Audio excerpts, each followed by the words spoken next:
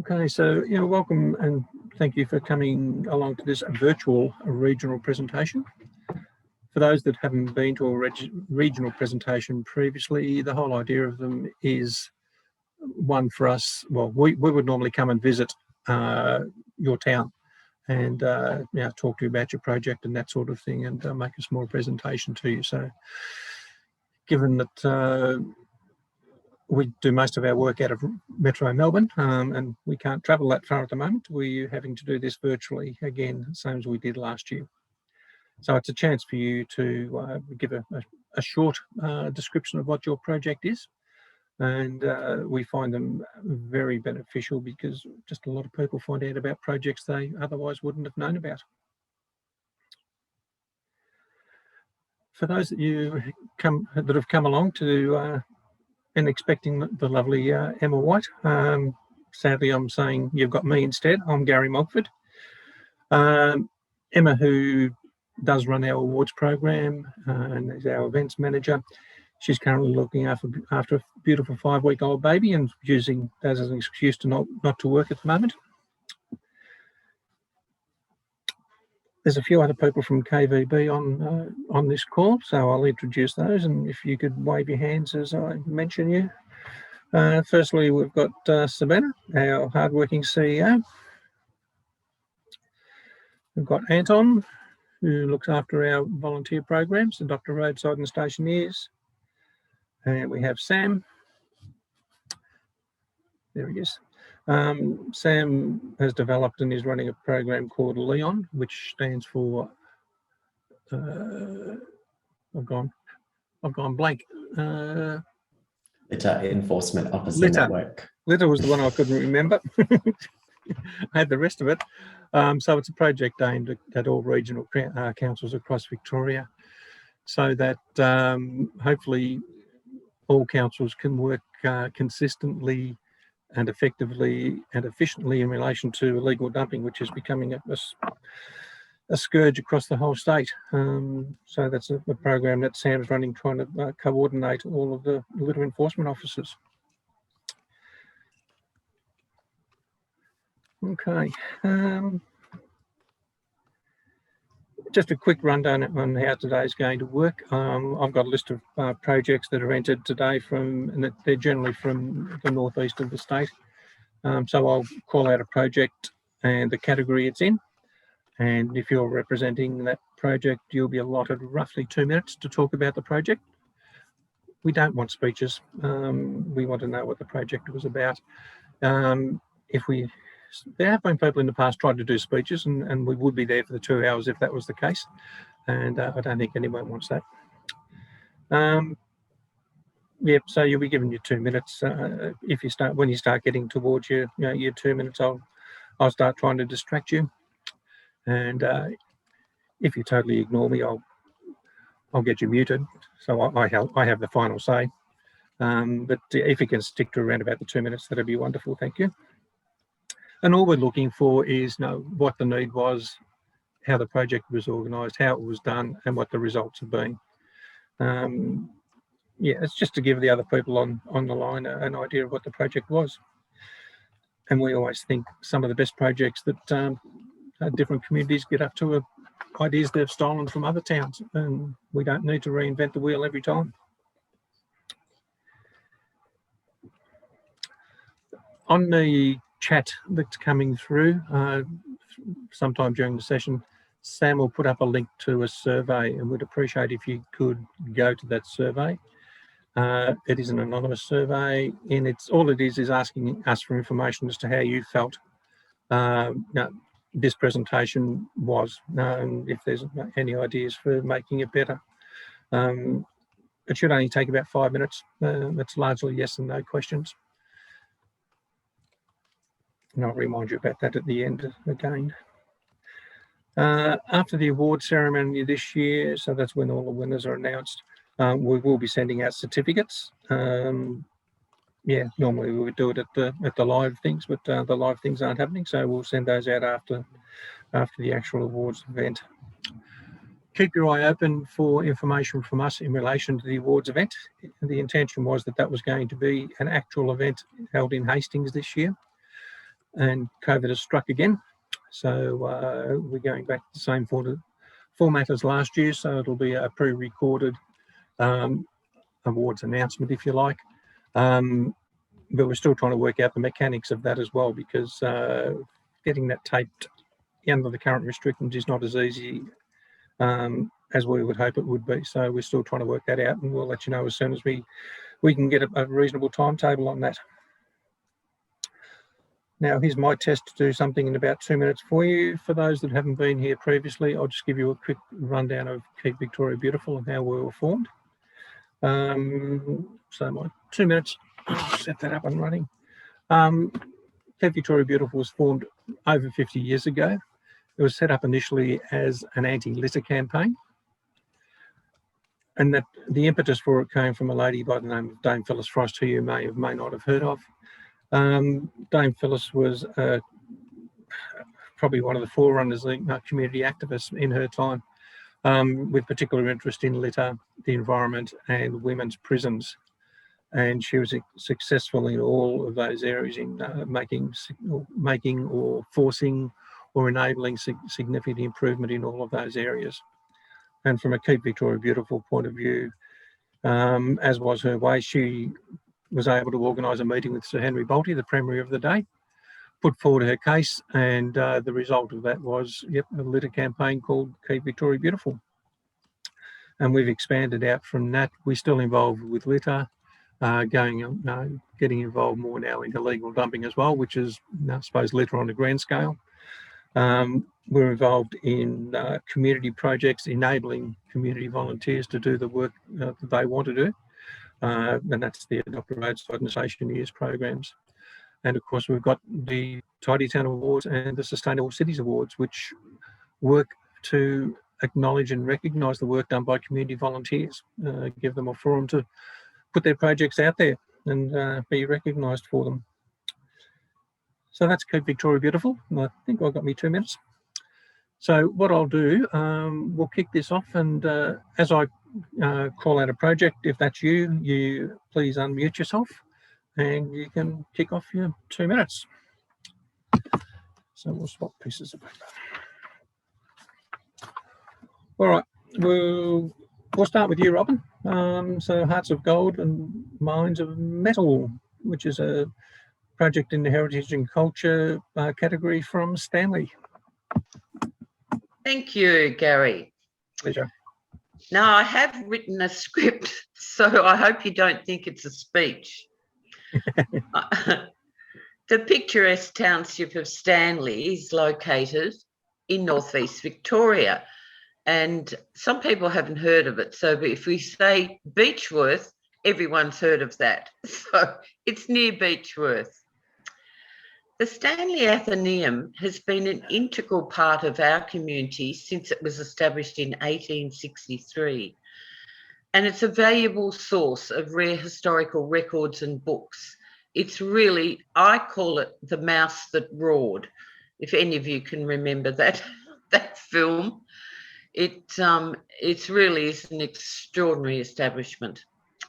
But sadly, the names and the stories of the 19th century women who contributed so much to our community, to this once thriving town, were rarely documented. The Friends of the Stanley Athenaeum decided to redress this by identifying, acknowledging and documenting these women's stories. Hearts of Gold and Minds of Metal covers the lives of more than 100 women who migrated to Stanley from all over the world and were. This book is divided into 10 chapters. I'll read them out to you. It's Women of the Goldfields, Liquid Gold, which refers to hoteliers, Entrepreneurs, of which there were quite a few, Orchards and Gardens, Teachers, Nurses and Carers, The Fabric of Society, Chinese Women and Children, and Literature Lovers. And the last chapter talks about the Monster Petition of 1981. Of 1891, sorry. Each women's story follows a template covering their early years, their occupations and skills, their community life and their later years.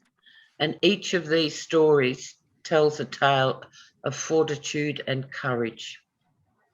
As a guide to further research, a chronological table at the end of the book gives brief details of each woman. And we hope that other small communities will be inspired to research and document their forgotten women. And far be it from, copying us, I hope that they are inspired, as I said, by our project. Hearts of Gold and Minds of Metal has rekindled old memories and created new insights into these women's lives and created a real sense of pride in the community for what they achieved. And this book is our tribute to them. Thank you. Well done. Thank you, Robin. Thank you. Thank you. Okay, so next one we'll go for is Gang Players Cottage from Beechworth.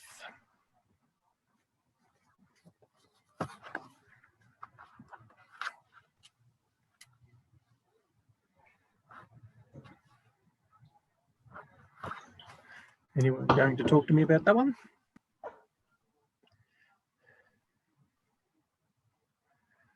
Yeah. Robin, can you mute yourself again, please? Gary, it's Iris. I don't know if Christine's got on. She's having trouble with her computer.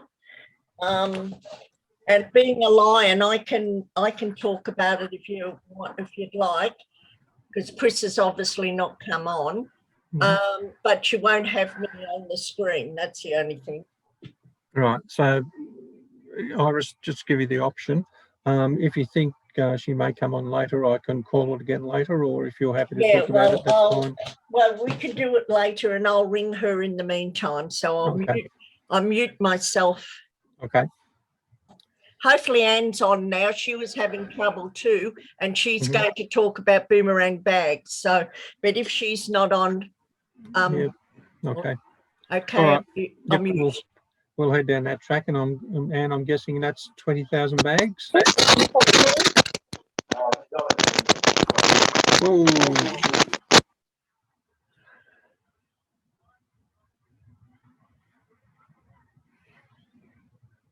Can you hear me, Anne?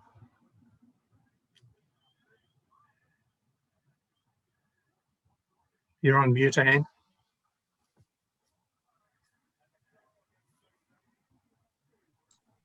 She might be moving to a quieter place. Sounds like it. Yeah. Looks like it.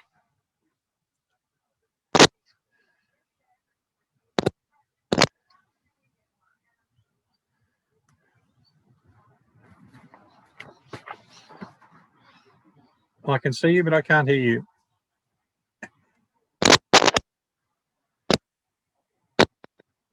Now? Yes, I can hear you now. Okay, obviously my head things don't work. Okay, Right. I've gone to the kitchen at work. I'm at work. We've gone back to work, so I'm at work. Okay, good. All right, so, and I didn't bring any paperwork with me, so I'll have to ad lib. No doubt you'll do that adequately. Okay, so we're talking about boomerang bags here. Yeah, 20,000 bags under waste category. We got to 20,000 bags, and we've done some more since then. And we've also helped made hand splints for the hospital for the old people with their arthritic hands, which they look really great, and they're really enjoying those. We also helped. We got requests from an Aboriginal group in Wodonga for bags. They wanted to do some COVID comfort packs. So we sent them a whole lot of bags too. Iris will tell you how many that was. And what else did we do? We've been doing a lot during COVID. It's amazing. But because I was at work, I can't think because I was on a doing something else at work there just a minute ago. And- And Yep. we did 1,000 bags for the Aboriginal, Group. Wodonga Aboriginal network. Now, we didn't do the whole 1,000 because we didn't have that. So we asked the other groups in the Northeast to help us, and they all came on board. And so we got them all done and sent, and they were very thankful for that. We also went to the Bushfire Recovery Centre, and we helped pack food packages, and we also helped unpack suitcases and boxes of linen and sorted all out that for them as well. And we also did some comfort packs for some of the bushfire recovery groups as well. Toiletry bag, 145 Toiletry bags. What else did we do, Iris? We've just been so busy. We've just been doing 60 laundry bags for the medical and carer staff at the Beechworth Health Service. Yes, we did that. So they can put their uniforms in it and take it home and just throw it in the washing machine and not have to have it against contaminate anything else. Luckily, we didn't get any COVID up here, so that was really good. My daughter got one and she's still using it, though, as Anne said, we didn't have any COVID here. Very good. So if you could start winding up, please. Yep. Okay, that's all I've got to say. Okay. Thank you for that. Thank you. I can go back to work now. Yes. Hopefully, We'll believe you. everything goes okay. Thank you.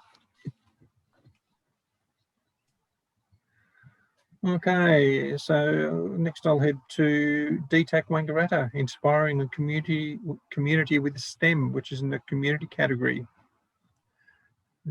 Have anyone to talk to us about that one?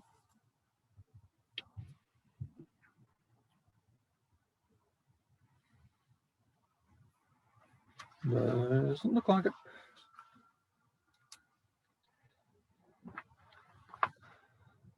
Okay, so I'll have another go at another Beechworth one. Recycling, a public information session, which is in the waste category.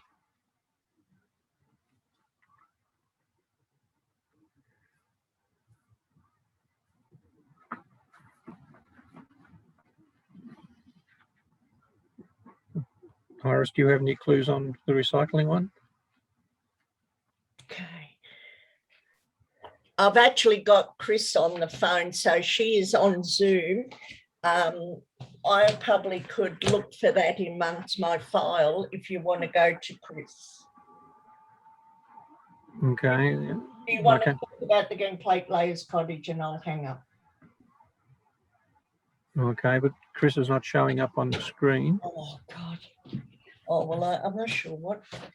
She just said she's on Zoom. So, she may have come to it because I rang her on her landline. She probably left her computer.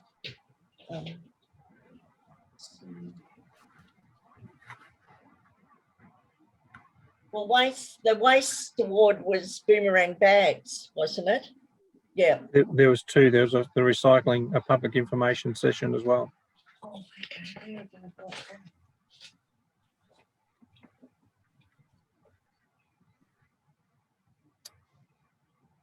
Oh, U3A. Okay. Well, other than my notes for entry, I could probably, I don't know why they haven't got on, but I'll find my notes and I'll just talk about it. She's probably, the lady that was involved with that is in the, she works at the Beechworth Health Service, so I suppose they'll be pretty flat out at the moment, but I'll find it. Okay. Okay. I'll just read from my notes, okay? Okay. And was their description. In recent years, we've moved on from one bin to two and now for many 3. Obviously, this requires some changes and some learning. as well, myths abound as to what happened to recycling once it is in the truck. Is it just treated the same as garbage and dumped? Indigo through U3A thought, along with better educating ourselves, that we invite the whole community to an afternoon where we could all get answers to these matters. We all struggled at times to know which rubbish bin to use and what could be recycled. Everyone wants to do the right thing, but do we really know what goes in which bin? If we feel confident that our efforts are worthwhile, it's worthwhile knowing what happens to the contents of our bin. On Wednesday, the 5th of May, the Half Waste Education team from Wodonga gave a fun and informative presentation aimed at answering these questions and other waste questions. Our regional area is a leader in recycling, but we can always do it better. Near 40 attendees brought along actual examples of items they were unsure of for this show and tell afternoon. And I attended that and it was fabulous. Something that I got out of it was we throw out anything like silver paper and that sort of thing. And what you have to do with anything like that, you have to, like we used to do as some of us as kids, when we saved silver paper and we made a ball out of it. Well, that's what they need it to be a fist size, because otherwise the machine that sorts doesn't pick it up. It just drops into waste and not into recycle. So it was something that was a lesson for me. That was something that really intrigued me. And also they talked about the different things that we thought was recyclable because it had it on containers when they actually weren't, so you have to look for particular icon. But it was quite a good afternoon, actually. We learnt a lot. Excellent. Very good. Obviously, the more people that know about what you can and can't recycle and how to do it, the better. Yes, exactly. Okay. So Sorry, we'll try. Gary. Yes. Sorry, mate. Am I able to dive in? I'm in Beechworth too. I've just got to get online with my students in about 10 minutes. I was hoping Iris will know what I mean, but can I dive in? Yeah. Which one? Which project? Yours? Indigenous Culture St. Beechworth. Joe's. St. Joe's. Good morning, Yeah. Mark. Morning, Iris. Stride for Education Running Heroes. Thanks so much, Gary. Not a problem. Go for it. So this was sort of born out of COVID, this little program. The kids had no cross-country run because of COVID last year, and we'd watched a documentary on Kathy Freeman, and we found that she had an organisation, and there was a program called Stride for Education where they wanted people to run 115 kilometres, which is the distance between remote communities. We decided to do it as a class, and we ran well over 115 kilometres. I think it was in excess of 300, and we raised about $1,000 for remote Indigenous education. So the kids are really proud of that. Whilst it's a program that's run through the foundation, it's more a personal thing. So they were quite thrilled to see a class doing a whole group type event to try and raise money for it. And yeah, look, I think it's just important we raise awareness because certainly at our school, there's a real lack of Aboriginal and Torres Strait Islander kids, and there is in the town. So to raise awareness and to represent that sort of area of society, we think was important, and it was good for our kids to dive into that and learn a little bit about it through doing the program.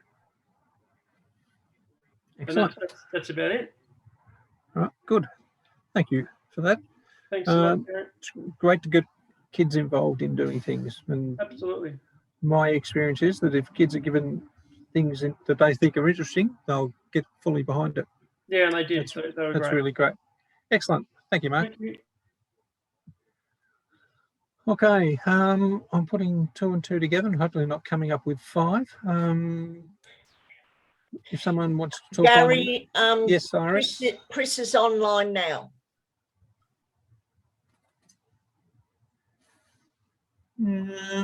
Okay.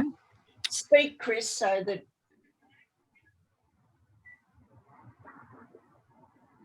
No. No.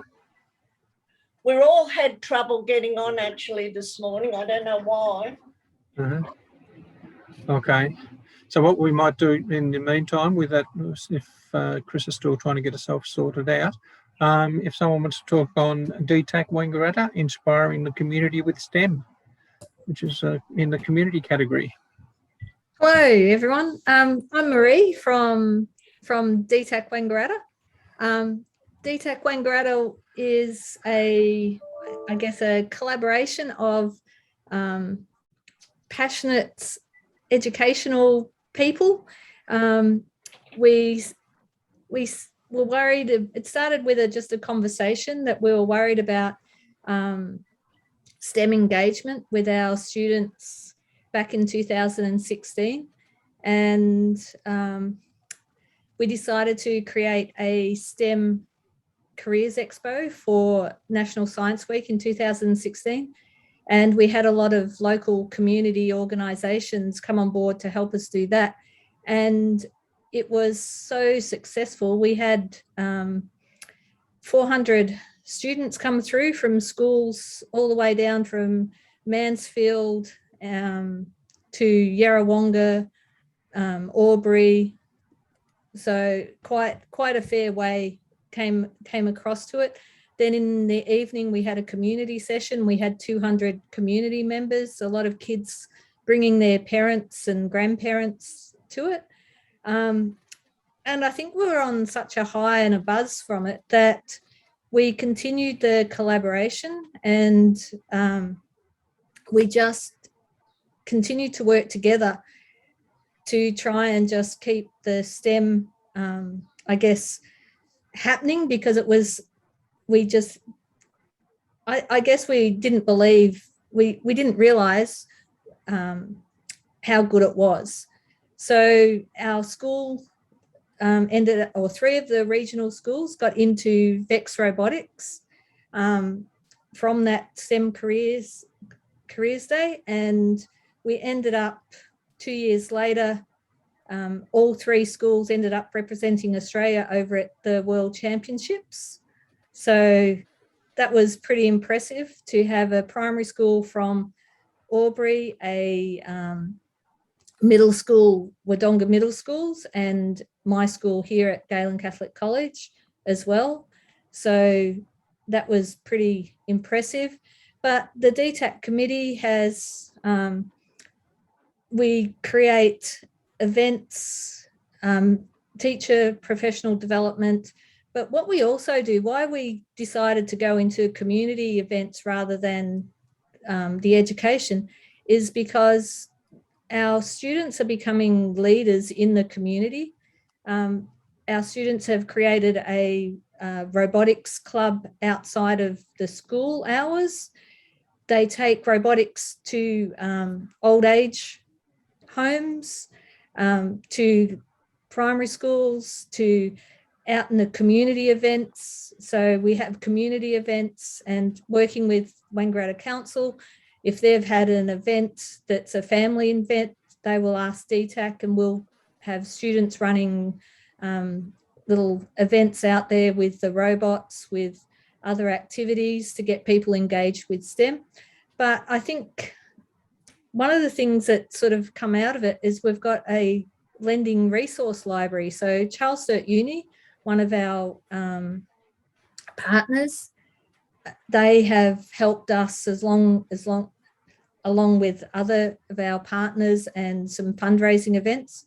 We have robotics kits, we have other digital kits that schools can borrow for, a term or so.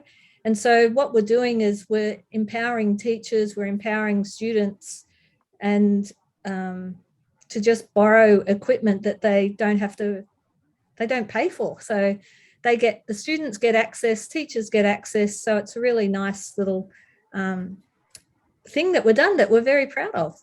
Oh, very good. Excellent. Again, involving kids. Always good to see kids involved. Thank you for that, Mary. We'll get to next. And if I get pronunciations wrong, I'm going to blame Emma White's American accent. Marmingung Rock Ceremony, which is an entry in the Indigenous culture category. Someone want to talk about that? Hi, I'm Kelly Timms. I'm the events team leader at the Royal City of Wangaratta. In Apex Park in Wangaratta, we have this beautiful big rock. It signifies the start of our cultural trail and tells a story about the Bangarang people. The rock is carved with handprints, and the handprints are people that have received the Citizen of the Year award during Australia Day. This whole idea and the rock was created by Aboriginal elder, the late Uncle Wally Cooper, and it continues to be rolled out by the Diriwarra Indigenous Network. So we recognise the people that serve the community by having their handprint on the rock. It's like an honour roll for our community. And the people represent the qualities of an elder, whether they're Indigenous or non-Indigenous. So that's the idea behind it, is celebrating people that really have an effect on the community. The recipients of our Citizen of the Year award are always really humbled to receive their award on Australia Day.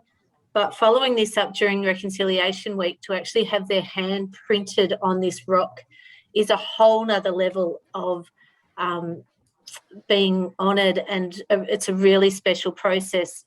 And, you know, from generations to come, their great-grandkids, their great-great-grandkids will be able to go back and see that rock where their grandparents' hand is on the print and the story behind that. So it's really significant and it's really beautiful, and we're really proud. Wangaratta Council and the community is really proud of this process that the Diriwarra have done for us. When they unveil the handprint, there's also a beautiful ceremony that goes along with it. So there's singers and dancers and a smoke ceremony. They get their Bangarang dance group, the kids. I'm mentioning kids because you like kids, Gary, but they bring the kids down from Shepparton. I used to be one. And it's a fantastic and really emotional day. So it's just a really beautiful and thoughtful way to promote the connection between the Indigenous and non-Indigenous people in our community. And so on behalf of the Royal City of Wangaratta, we've nominated this ceremony and the work of the Diriwarra Indigenous Network for the amazing leadership they do to promote reconciliation and education in our region. And what's come of that is many of our Citizens of the Year that have gone through the process are now really big advocates for the education of, you know, learning about our Indigenous culture in Wangaratta. And it's even moved on just from these Tidy Town Awards. When we were sitting in the panel, one of the questions we were asked by the panel was, do you have a Indigenous representative on your Australia Day selection committee that are judging the entries that come in for the Citizen of the Year? And we're quite embarrassed because we had to say no. We hadn't even thought of it. And so I'm really proud to say that was changed, our council policy. We changed that within 2 months after leaving that meeting. And so now we do have our Bangarang elder, Uncle Dozer, sitting on our selection panel. And so, you know, this is just spurring on a lot of other things that come to improve our Indigenous relationships in Wangaratta. And yeah, I'm really proud of it. So next time anyone comes to visit Wangaratta, go down to Apex Park, find the Marmingung Rock and have a walk along the trail. It's pretty spectacular. Thanks, Kelly. Well done. Okay, so next we'll go to Rainbow Ball, which is in the Young Legend category. Thanks, Gary. I might just share my screen. I've got a bit of a collage happening here. Can you all see that? I can. Yep, great. So my name's Liv. I use she, her pronouns, and I'm the Way Out Wodonga project worker at Gateway Health. I'd like to do a very quick acknowledgement of country. I just want to acknowledge our Aboriginal and Torres Strait Islander people here with us today, and acknowledge that we're living and working on stolen Aboriginal land that always was and always will be Aboriginal land. I'd also like to take this opportunity to welcome Kate Canning from NISE. She's based at Wangaratta, and I know that she has a few little people. Oh, there you are, Kate. She's one of 6 NEPC, or Northeast Pride Collective partner organisations that you can see celebrating in this lovely Zoom image down here. The Northeast Pride Collective is basically a group of young people, and I'm very thrilled to have one of those key young people with us today, Archer, who you can ask any questions to at the end. And Archer, along with other young people, basically were able to pull off the impossible this year after 2 years of planning and numerous cancellations and postponements due to COVID and restrictions. We were able to hold, as promised, 2 Rainbow Ball events in May this year. And that is despite the Victorian lockdown announcement literally 3 days before the big night. So we had to quickly pivot the Benalla town, so that the Rainbow Ball in Benalla had to go online, but it was a very interactive session. It wasn't, just sort of live streaming what was happening in Albury, because that was able to go ahead for New South Wales residents. So as you can imagine, so much work, lots of last minute performances being choreographed the night before.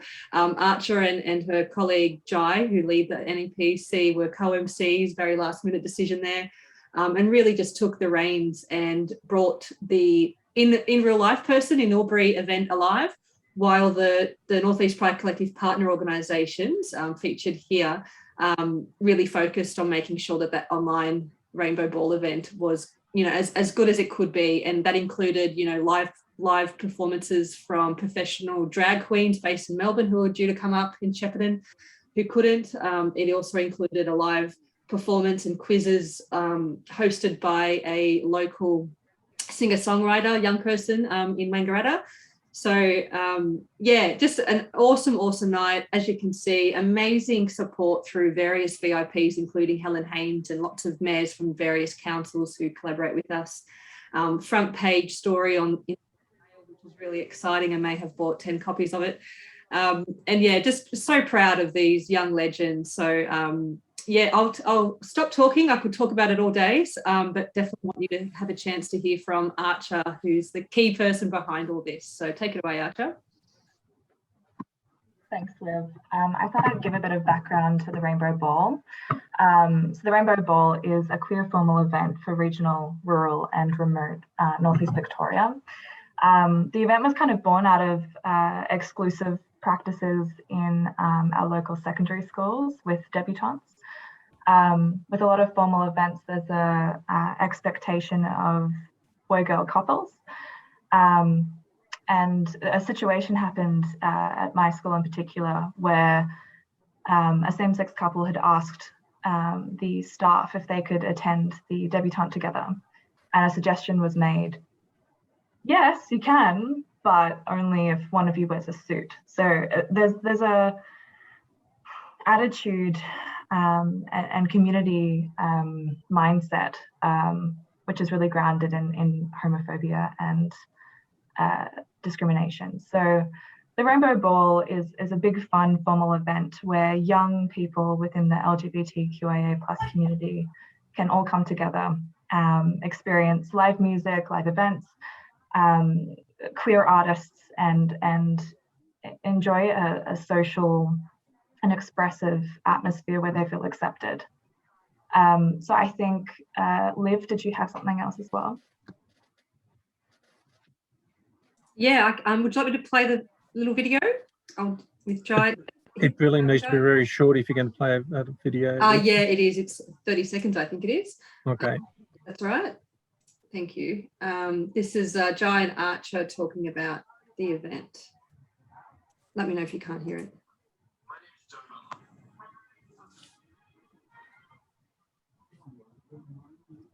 Protect the Rainbow Ball aims to create a safe and celebrative space for LGBTQIA+ young people to express themselves in an otherwise conservative regional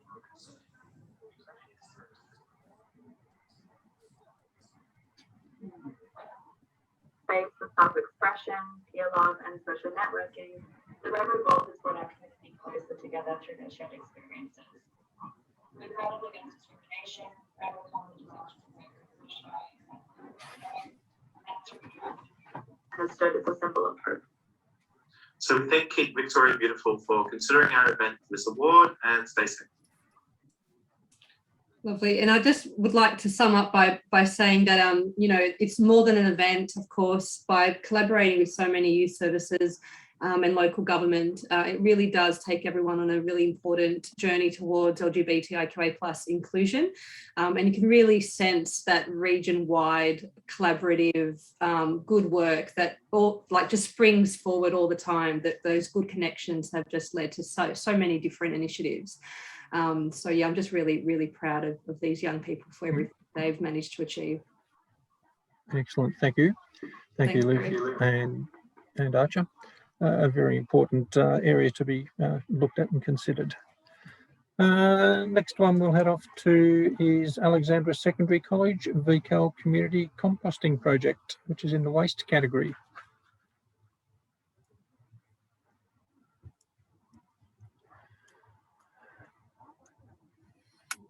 Anyone wishing to talk on that one?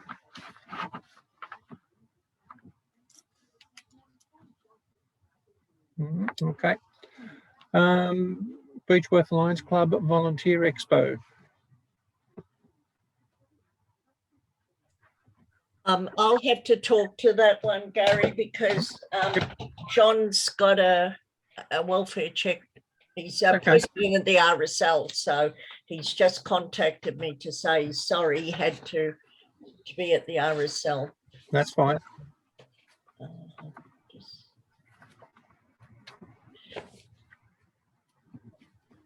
I'll just find the right one. Okay. Volunteer groups in rural communities are always on the lookout to attract new members, as we all do across this, wherever we are, to lighten the load of ageing members and to do more for their community. The Lions Club of Beechworth applied and received a $2,500 supplementary volunteer grant, and it was full steam ahead in February at the Beechworth Servicemen's Memorial Hall. Letters, emails, phone calls, posters, advertising banner, a local radio interview with the organiser, Lion John Eldred, and media reports notified the community. A coloured A5 booklet for all the groups' information, contact and meeting details printed for the expo and distributed to all groups and to the intended new community volunteers. 14 community volunteers attended the expo to distribute the information, answer questions and attract new volunteers. Boomerang bags, U3A, Red Cross, just to name a few. The volunteering expo was judged to be an outstanding success. Each group gained a new volunteer. Existing volunteers had the opportunity to talk to other groups and to share information, and that never occurred before. I was surprised because you're in a small community like ours, you think you know everyone in all the different groups, and it was just amazing when these 14 groups got together. You didn't realise what was actually out there, which brought it home to us. So we thought, well, we're onto something here, and I'm speaking as a Lion. The expo was the first one of its kind to be organised in Beechworth, and it definitely achieved its purpose of further linking community members to volunteer groups in search of new members. And so successful as it was that Lions have offered us some funding so that we can hold it again next year. So we're hoping to expand it, and maybe some of the other small communities will take it on. Very good. Very good. Work done by service clubs in all communities is extremely good. So well done. Thanks, Iris.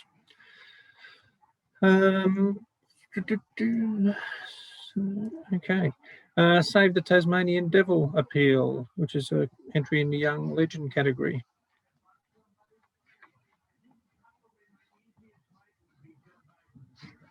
Gary, I'm not sure that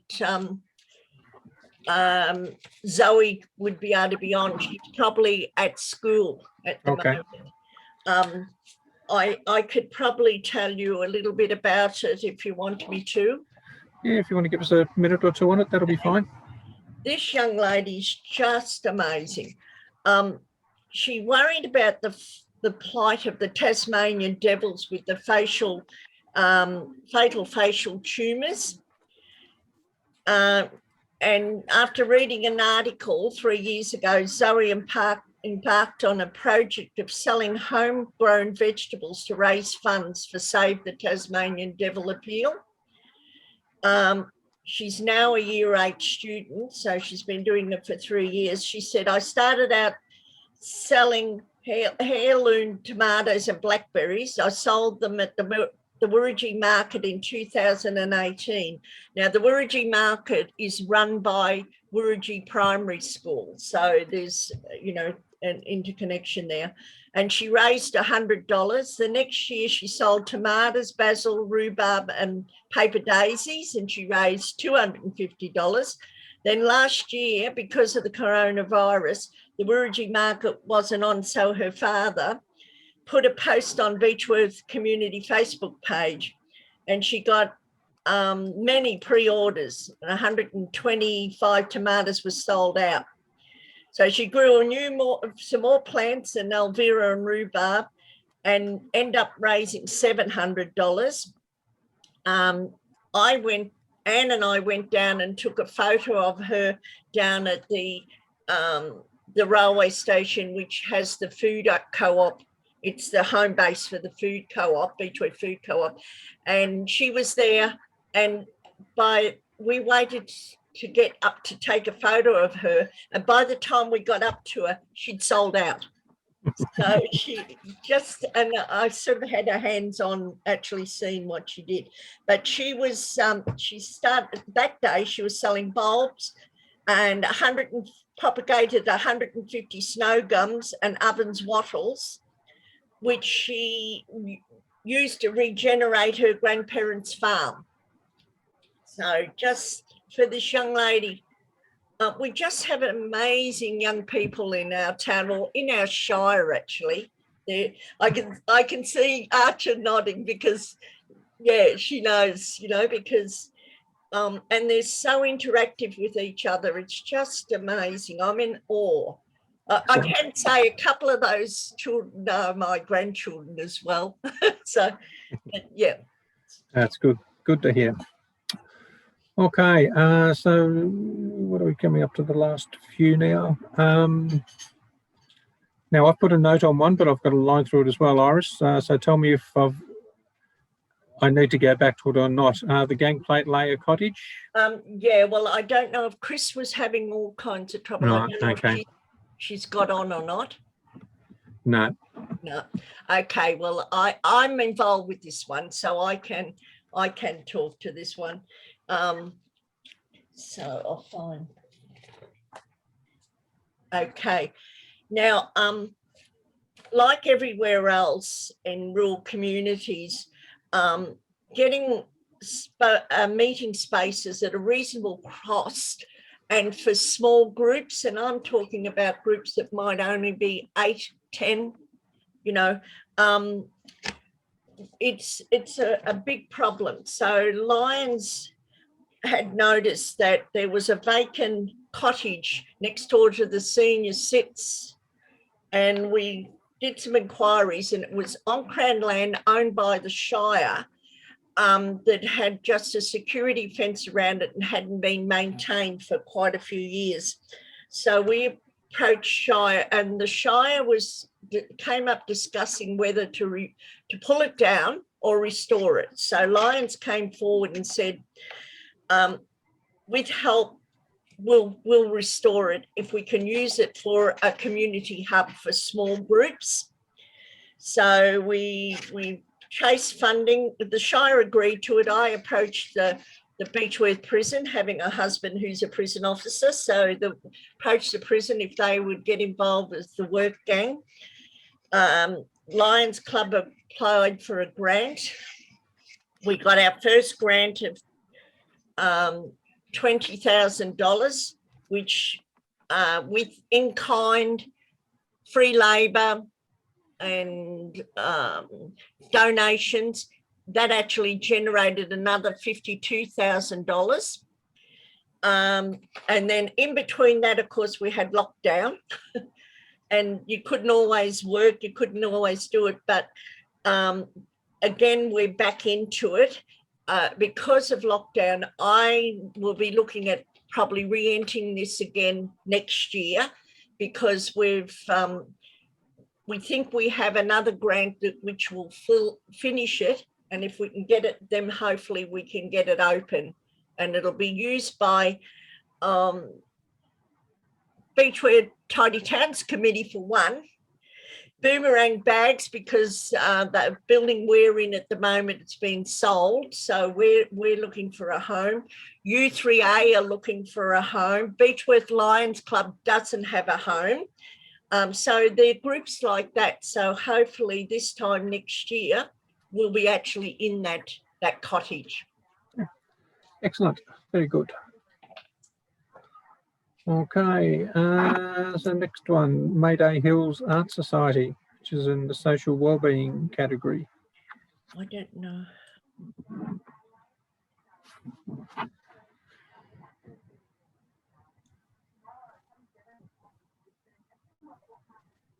I'm surprised that Christine's not on, because she's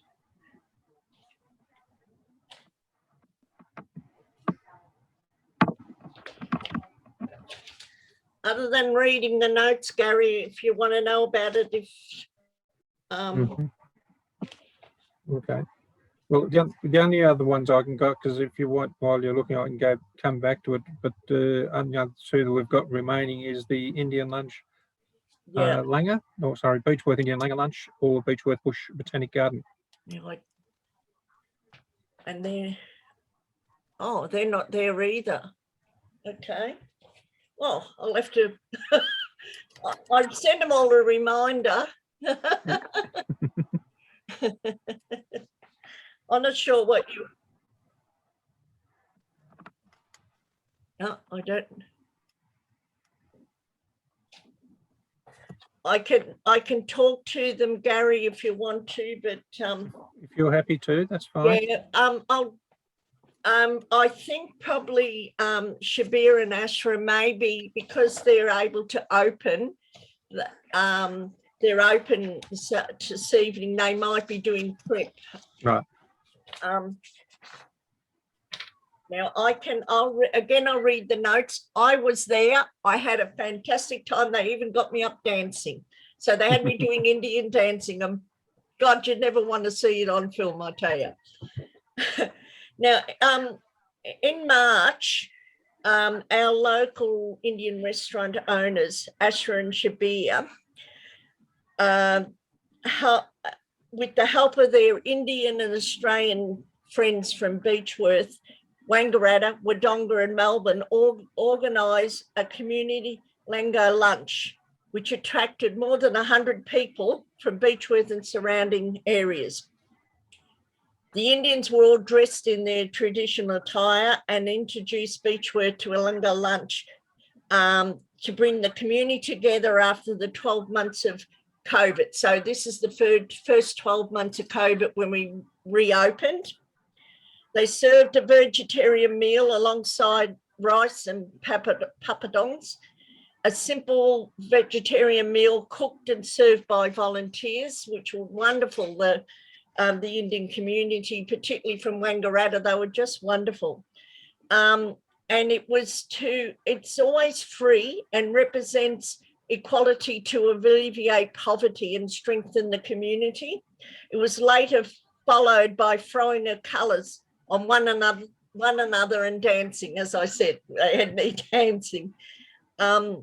People from all ages responded well and thoroughly enjoyed the hospitality, the meal, and the sense of community. The day was celebrating the upcoming festivals of Holi, which dates from the 4th century, not the 14th, the 4th century.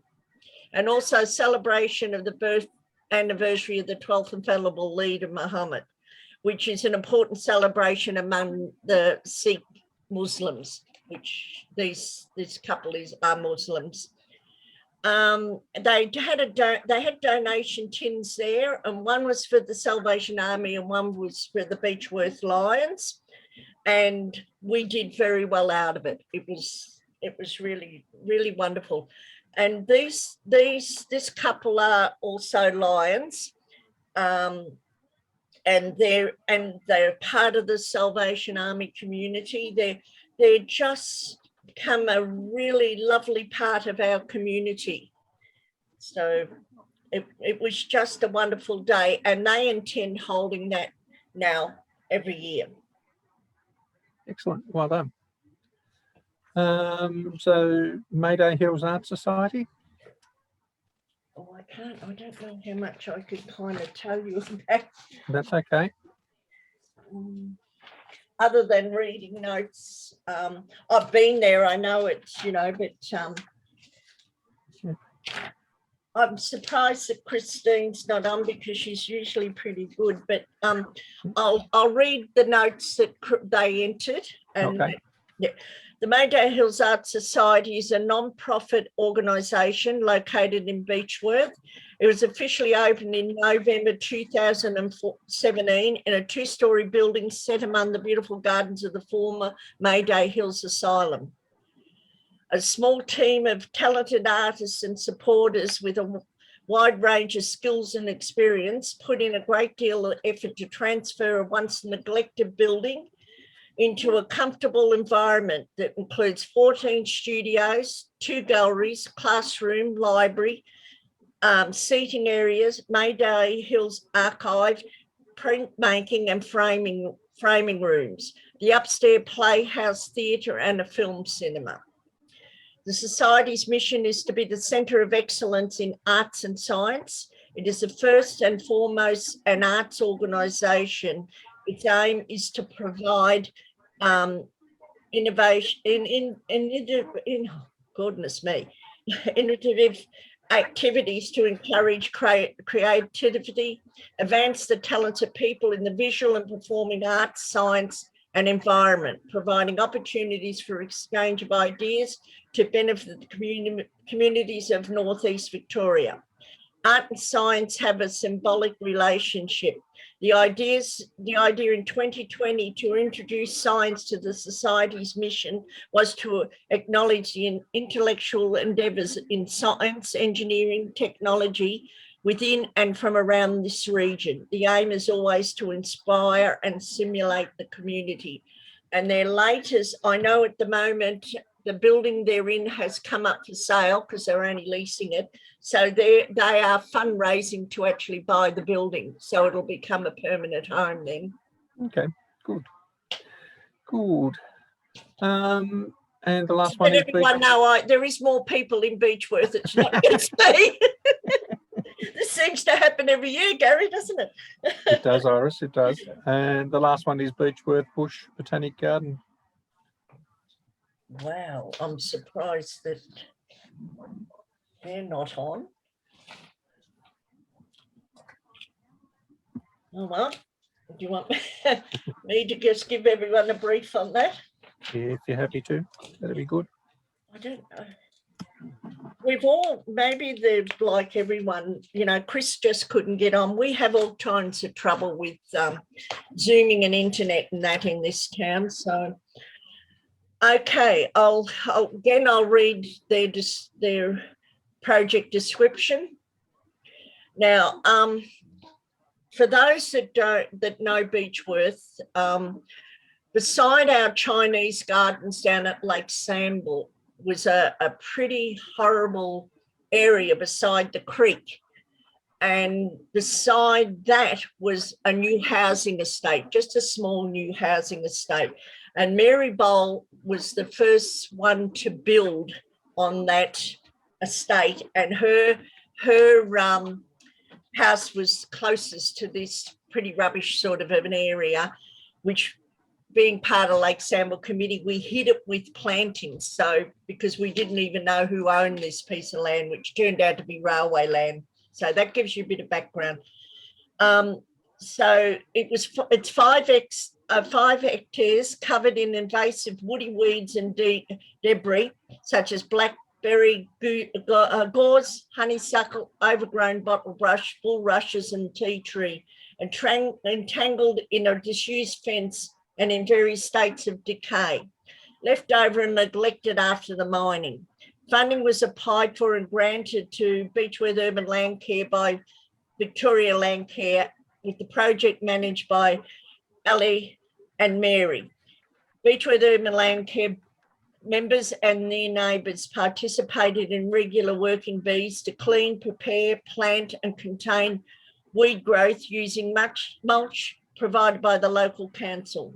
The outcome 3 years on is very impressive, where once you could not walk for debris and weeds, now exists a beautiful landscape beds of over 50 plant species and safe, well-defined pathways. Signage outlining the project that's installed now, with individual plant identification signs. To colourful mosaics of local bird species have been framed and installed by the Beechworth Men's Shed.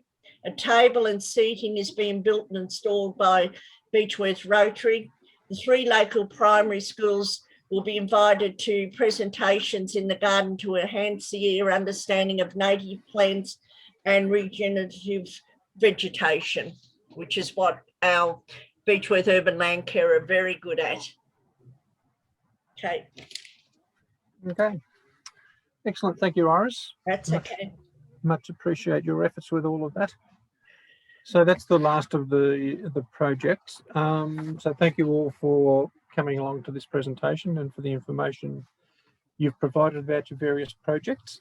Just a reminder that if you could go to that survey and complete that for us, please, and keep an eye out for information in relation to when the award ceremony will be screened. Sabina, do you want to tie the day up, please? Thank you so much, everyone, for presenting. This is one of the highlights of my year. I just love this opportunity to see and hear all about the projects, because we have a team, a fantastic team of independent judges, but here at Keep Victoria Beautiful, we don't get to directly see the projects except for this stage of the process. So I think everyone is just doing amazing work. Certainly last year we had a bumpy year of entries for the awards, and we were concerned that with COVID that not people could get out and about, but I've been really heartened to see that, yes, people are still getting out and doing things. Just wanted to check that everyone spoke today that was expecting to speak. No one else is wanting to speak today about a project? Just to double check. But yeah, maybe if we could all unmute and give a quick cheer and say thank you to everyone. It's been a great event. I really enjoy it. Yeah, looking forward to see the next. Thank you. Yeah, well done, everyone. Good job, everyone. Yeah. Well done. Yeah. Congratulations. And just, yeah, shout out, you're free to watch the other regional presentations too, to hear about other programs and program areas. But yeah, congratulations.